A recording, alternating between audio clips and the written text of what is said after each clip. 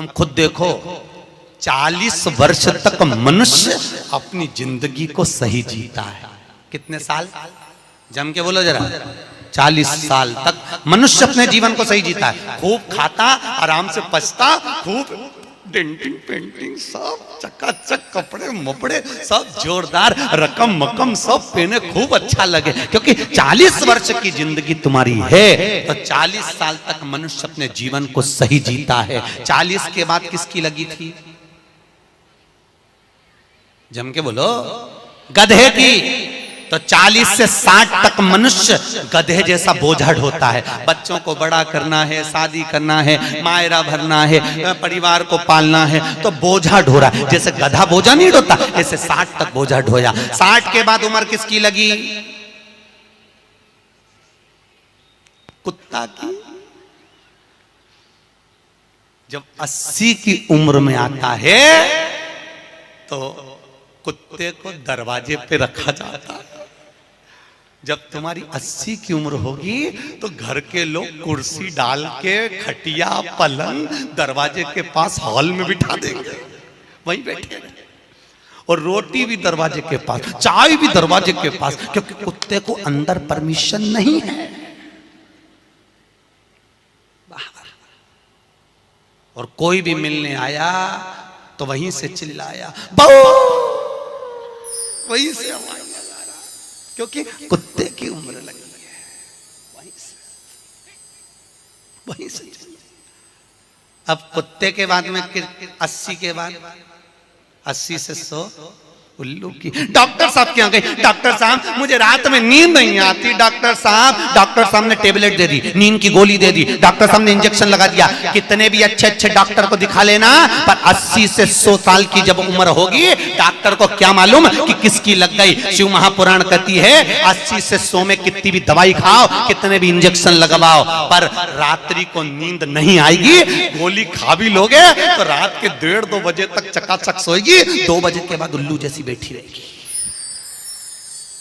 2 बजे के बाद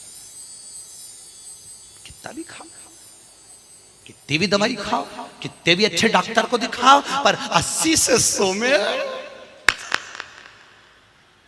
जाग रही। आधी रात को जागे, बहू के मम्मी सो नहीं रही, आई सोई नहीं, आई के मारे नींद ही नहीं आई। अब इसके कौन समझाए? उल्लू की लगी, कौन समझाए इसके? 80 से 100। अपन तो सब कथा छोड़ो, अपन अपनी कथा पे आओ। चलो महाराज, तो जो बहुत दूर रहती है ना वो अच्छी लगती है, जो पास में रह रही दूर के ढोल सुहावन, ठीक नहीं है, श्रेष्ठ नहीं। भागवत ज्ञान गंगा यज्ञ समिति वालों, काय श्रेणी की कथा 10-15 मिनट ज्यादा हो जाए तो कोई दिक्कत तो ना है? हाँ, क्या विचार है तुम्हारा? नहीं, अगर खाना हो तो मैं तुम अक्षतम किस्म कर दूं, मारे का ये मिर्ची का ठेसा तैयार अपने कहीं। आमटी न चावल, आज तो खूब चक निपटा। अगला प्रश्न है, तो ये प्रदक्षिणा का प्रश्न है। अगला प्रश्न, शिवलिंग की पूजा करने के लिए शिवलिंग को घर में कहां रखें? जहां तुम्हारी मर्जी हो। अब ये तो भगवान शंकर को पूजा घर में रखो ना, जहां पूजन होती है, जहां देवता बैठे हुए वहां रखो।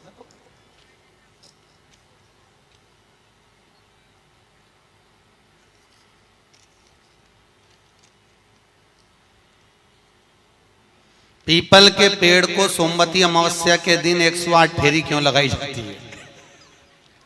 वाह, बहुत बढ़िया।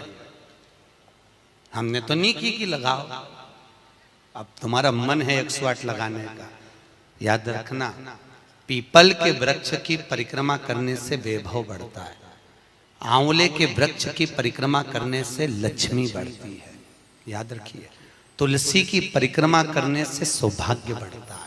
अब 108 मन का लगाओ, चाहे 208 लगाओ, 216 लगाओ, ये आपके ऊपर है। यहाँ आपका भाव होना चाहिए कि हम भगवान को कैसे रिझाएं। कैसे रिचार्ज? ये आपका भाव है। उसका फल क्या है? तो उसका फल वैभव प्राप्ति का है, धन प्राप्ति का, यश प्राप्ति का। आप जितनी लगा,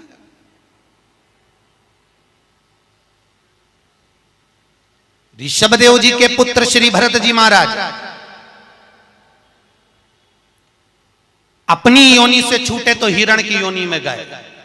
हिरण की योनि पाने के बाद श्री ऋषभदेव जी के पुत्र जो भरत जी थे, हिरण की योनि में आने के बाद में, हिरण की योनि पाने के बाद भरत जी को लगा कि मैं इस हिरण की योनि में पड़ गया हूं, इससे मुक्ति कैसे मिलेगी? तो हिरण की योनि में आने के बाद भरत जी महाराज पीपल के वृक्ष के नीचे जो संत बैठे हुए थे उनकी 108 परिक्रमा करते थे हिरण की योनि में। तो हिरण की योनि के 108 परिक्रमा कर रहे थे। उस दिन थी सोमती अमावस्या का दिन, जिस दिन हिरण की योनि से परिक्रमा करते करते भरत जी महाराज छूट गए थे और वापिस मनुष्य की योनि में आ गए थे। ये 108 परिक्रमा का फल है। ऋषभ जी के पुत्र हिरण की योनि से छूटकर परमात्मा की भक्ति को मनुष्य देह मिल गई। शायद हो सकता है हम मानव की देह में हैं और मनुष्य की देह में आकर अगर हम भगवान की 108 परिक्रमा लगाते हैं, हम भगवान का भजन करते हैं, 108 परिक्रमा के अंतर्गत हम डूबे रहते हैं, तो हो सकता है मनुष्य की योनि से छूटकर हम देव योनि में चले जाए, भगवान की परास प्राप्त हो जाए। मां तो शास्त्र कह रहा है, अंजना माता गौतम बाबा से कहने पर शंकर की आराधना कर रही है। और आराधना करी माता अंजना ने, शिव जी की आराधना करी, शंकर की जब आराधना करी, शंकर का अभिषेक करा, भगवान भूत भावन प्रसन्न हो गए और शंकर भगवान ने उसी समय माता अंजना को वर प्रदान करा, तो चिंता मत कर, तेरे घर में पुत्र होगा। पुत्र, तू क्यों चिंता कर? भगवान शंकर जब भी देते हैं छप्पर फाड़ के देते हैं। भगवान कृष्ण के यहाँ कितने बच्चे दिए? 1,77,086। अब अंजना माता के यहाँ भगवान संतान दे रहा है। भगवान अंजना माता के यहाँ हनुमान जी महाराज कितने भाई थे? माता अंजना के गर्भ से जो संतान हुई थी, हनुमान जी महाराज सगे भाई कितने थे? हनुमान जी कितने भाई? अरे बोलो तो सही, हनुमान जी भाई कितने हैं? सगे भाई कितने हैं हनुमान जी महाराज? तो अंजना माता ने जब भगवान शिव की आराधना करी, शंकर की जब आराधना करी, तब भगवान शंकर प्रसन्न हुए। समय बीता, माता अंजना के गर्भ में भगवान शंकर के तेज पुंज को पवन देव ने ले जाकर माता अंजना के गर्भ में स्थापित करा। स्थापित करने के बाद पूर्णिमा के दिन, चैत्री पूर्णिमा के दिन, भगवान अंजना माता के गर्भ से शंकर का ही एक अवतार श्री हनुमान जी महाराज प्रकट हुए हैं। महाराज श्री हनुमान जी महाराज की। हनुमान जी सगे भाई हैं 6। कितने भाई हैं? 6 सगे भाई। सबसे पहले नंबर हनुमान, फिर गतिमान, केतुमान, धृतिमान, यतिमान, ऐसे हनुमान जी महाराज के 6 भाइयों का क्रम वर्णन किया गया। कितने भाई हैं? 6। हनुमान जी महाराज का एक भाई है जिसका नाम है गतिमान। क्या नाम है? गतिमान। और जिसके यहाँ पर फैक्ट्री हो, किसी भी तरह की फैक्ट्री हो, चाहे वो नट बोल्ट की हो, पानी की हो, किसी भी तरह की फैक्ट्री हो, अगर फैक्ट्री में जरा सी भी तकलीफ आती है तो हनुमान जी महाराज के उल्टा पांव, लेफ्ट पांव के नीचे का सिंदूर लाकर गतिमान का नाम लेकर अगर फैक्ट्री पर स्वस्तिक बना दिया जाता है तो वो फैक्ट्री धड़ाके से चलना चालू हो जाती है, कभी खराब नहीं होती, कभी परेशान नहीं करती। महाराज गतिमान हनुमान जी के 3रे नंबर का भाई, गतिमान का नाम। ये जो राजनेता होते हैं ना, जब चुनाव लड़ने के लिए जाते हैं और उन्हें विजय प्राप्त करना है तो विजय पाने के लिए वो एक ही काम करते हैं। हनुमान जी के 3रे नंबर का भाई गतिमान, उस गतिमान के नाम से जो व्यक्ति युद्ध करने के लिए जा रहा है या विजय पाने के लिए जा रहा है अपने बराबर का लच्छा, लच्छा जानते हो, नाड़ा मोली, उसको नाप कर गतिमान के नाम से लपेट कर हनुमान जी के मंदिर में रख देता है और उस मोली को फिर अपने हाथ पर बांध लेता है, तो वो हार नहीं सकता, विजय ही प्राप्त करेगा। गतिमान का इतना प्रभाव है हमारा, चाहे कुछ भी। गतिमान गतिमान है, वो नीचे नहीं गिरने, उसकी प्रखरता गतिमान। श्री हनुमान जी महाराज का प्रागट्य हुआ, अंजना माता के गर्भ से श्री हनुमान जी महाराज प्रकट हुए। पवन तनय संकट हरन मंगल मूर्त रूप, राम लखन सीता सहित हृदय बसौ सुर भूप। श्री हनुमान जी महाराज प्रकट हुए, देवताओं ने पुष्पों की वृष्टि करी, गंधर्व गान करे, अप्सरा नृत्य करी, चारों तरफ सुख समाहित हुआ। श्री हनुमान जी महाराज की, हनुमान जी महाराज प्रकट हुए, प्रबल। रावण को मारने में सबसे ज्यादा सहयोग किसने करा था? अरे जम के तो बोलो, हनुमान जी। पूरी पृथ्वी पर सबसे ज्यादा मंदिर किसके हैं? बोलो तो हनुमान के। अपने करमाला में तुम गिनना, अगली बार आऊंगा तो पूछूंगा। अगर अगली बार भागवत ज्ञान गंगा यज्ञ समिति ने मान लो बुलाया, तो पूछूंगा आपसे आके कि करमाला में कितने हनुमान जी के मंदिर हैं और राम जी के मंदिर कितने हैं।